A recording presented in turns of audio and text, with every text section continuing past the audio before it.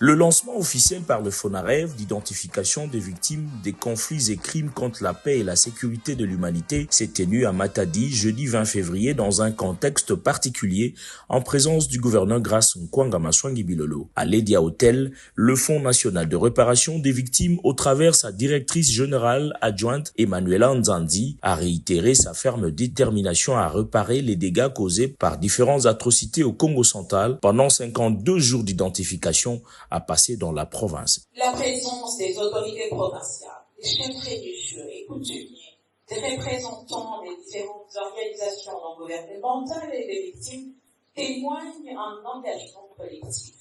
Nous l'avons si bien dit, nous le disons toujours, plus jamais seul, plus jamais le Congo central ne sera laissé pour compte.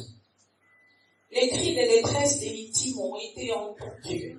Et leur douleur trop longtemps ignorée trouve enfin un chemin d'espoir.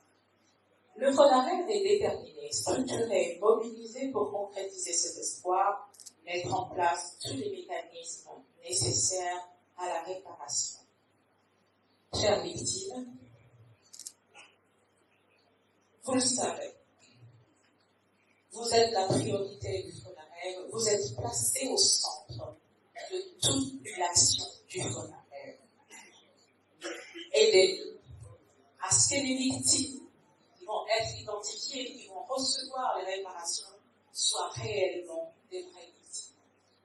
Le gouverneur Grace Bilolo a tout d'abord rendu un vibrant hommage au chef de l'État pour son expression participative à soulager les victimes de Zafre en cette période de guerre injuste imposée à la RDC avant d'exprimer sa gratitude à FONAREV. Je tiens à rendre un vibrant hommage à son Excellence, Monsieur le Président de la République, chef de l'État, Félix Antoine Tshisekedi Tshilombo, pour sa détermination de promouvoir le relèvement des victimes de violences en général, et spécialement celles de violences sexuelles liées au conflit et de victimes de crimes contre la paix et la sécurité de l'humanité. C'est dans cet ordre d'idées que j'invite les autorités territoriales, les autorités coutumières, tous les services de l'État, les associations et confessions religieuses à accompagner sincèrement le FONAREV dans l'identification des victimes, la vulgarisation